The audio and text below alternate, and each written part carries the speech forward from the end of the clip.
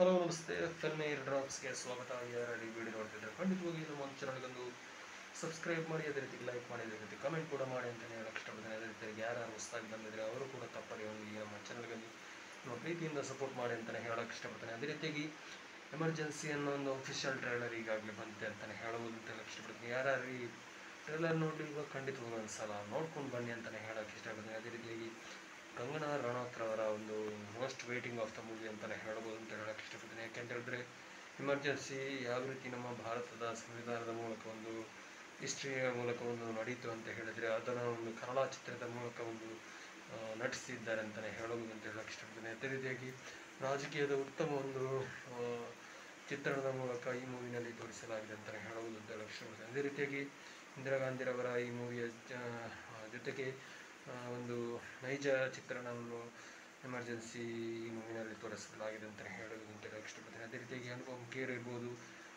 ತುಂಬಾ ಅಂದರೆ ತುಂಬ ಈ ಮೂವಿನಲ್ಲಿ ನಟರಿದ್ದಾರೆ ಅಂತಲೇ ಹೇಳ್ಬೋದು ಅಂತ ಹೇಳಕ್ಕೆ ಇಷ್ಟಪಡ್ತೀನಿ. ಅದೇ ರೀತಿಯಾಗಿ ಸ್ಪೆಷಲ್ ಆಗಿ ಹೇಳಬೇಕಂದ್ರೆ ಈ ಮೂವಿನಲ್ಲಿ ನಮಗೆ ಹೇಳಬೇಕಂತ ಹೇಳಿದ್ರೆ ಖಂಡಿತವಾಗಿಯೂ ಕಂಗನಾ ರನೌತ್ ರವರ ಮೂವಿ.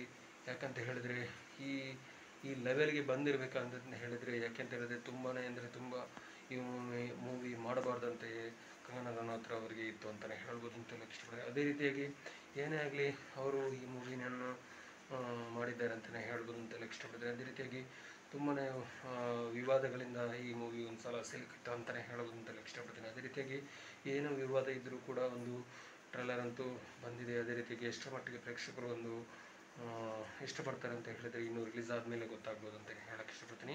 ಎನಿವೇ ನಮ್ಮ ಕಡೆಯಿಂದ ಕೂಡ ಗುಡ್ ಲಕ್ ವಿಶಸ್ ನಾವು ಖಂಡಿತವಾಗಿ ಹೇಳಕ್ಕೆ ಇಷ್ಟಪಡ್ತೀನಿ. ಅದೇ ರೀತಿಯಾಗಿ thank you so much, love you all, Jai Hind, thank you.